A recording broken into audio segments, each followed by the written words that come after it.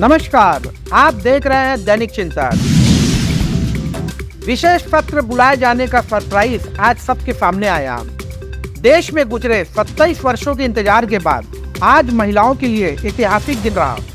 लोकसभा में महिलाओं के लिए सीटों की आरक्षण की मांग को पूरा करते हुए एक महत्वपूर्ण कदम उठाया गया।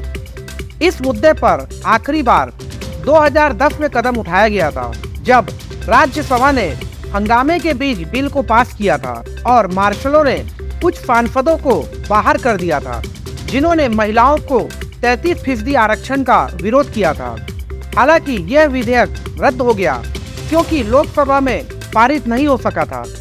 नरेंद्र मोदी की भाजपा सरकार ने नारी शक्ति वंदन बिल को पेश किया और कैबिनेट ने उसे मंजूरी दे दी। इसे केंद्रीय कानून मंत्री अर्जुन राम मेघवाल ने 128वें संविधान संशोधन बिल के रूप में पेश किया। यह बिल आज लोकसभा में 19 सितंबर 2023 को पेश किया गया और कल इस पर चर्चा होगी। 84 अनुसूचित जाति की सीटों में 33% सीटें नारी शक्ति वंदन बिल के तहत महिलाओं के लिए आरक्षित होगी।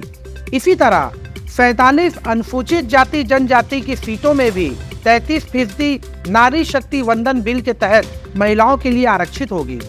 महिला आरक्षण बिल क्या है, आइए हम आपको बताते हैं। इस बिल का उद्देश्य है कि लोकसभा और राज्यसभा में सभी सीटों का 33% महिलाओं के लिए नारी शक्ति वंदन बिल के तहत आरक्षित किया जाए। इस बिल के अनुसार अनुसूचित जातियों और अनुसूचित जनजातियों के लिए आरक्षित सीटों का 1/3 हिस्सा नारी शक्ति वंदन बिल के तहत महिलाओं के लिए आरक्षित होगा। बिल के अनुसार महिलाओं के लिए सीटों की आरक्षण 15 साल के बाद नारी शक्ति वंदन बिल के प्रारंभ होने के बाद समाप्त होगी। महिला आरक्षण के पक्षधर क्या कहते हैं, आइए समझते हैं। इस बिल के समर्थक कहते हैं कि महिलाओं की स्थिति में सुधार के लिए सकारात्मक कदम की आवश्यकता है और नारी शक्ति वंदन बिल के तहत ग्रामीण महिलाओं के सशक्तिकरण पर रिजर्वेशन के बारे में हाल ही के अध्ययनों का उल्लेख करते हैं। लोकसभा में इस समय 82 महिला सदस्य हैं। इस बिल के कानून बनने के बाद लोकसभा में महिला सदस्यों के लिए 181 सीटें आरक्षित होंगी। इस बिल में संविधान के अनुच्छेद 239A के तहत राजधानी दिल्ली की विधानसभा में भी महिलाओं को 33% आरक्षण दिया गया है। यानी अब दिल्ली विधानसभा की 70 में से 23 सीटें महिलाओं के लिए होगी। सिर्फ लोकसभा और दिल्ली विधानसभा ही नहीं, बल्कि बाकी राज्यों की विधानसभाओं में भी 33% महिला आरक्षण रहेगा। लोकसभा में ओबीसी वर्ग के लिए आरक्षण की व्यवस्था नहीं है। SC/ST की आरक्षित सीटों को हटा देने के बाद लोकसभा में 412 सीटें बचती हैं। इन सीटों पर सामान्य के साथ साथ ओबीसी के उम्मीदवार भी लड़ते हैं। इस हिसाब से 137 सीटें सामान्य और ओबीसी वर्ग की महिलाओं के लिए होंगी।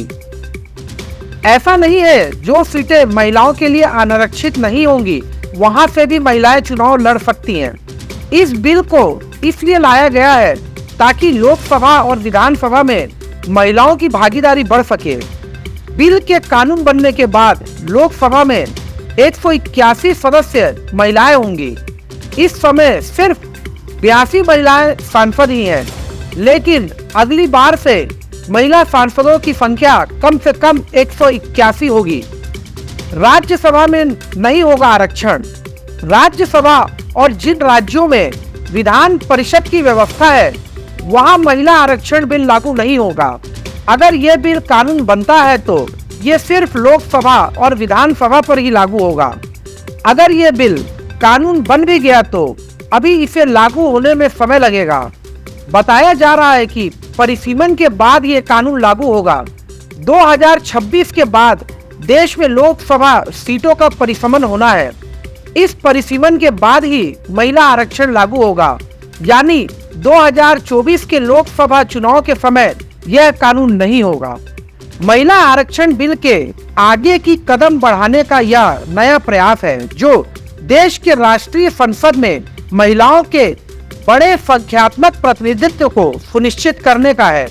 इस बिल के पारित होने से देश के सामाजिक और राजनीतिक संरचना में महिलाओं के योगदान को मजबूती मिलेगी, जो हमारे समाज के लिए एक बड़ा कदम है। धन्यवाद। आप देख रहे हैं दैनिक चिंतक।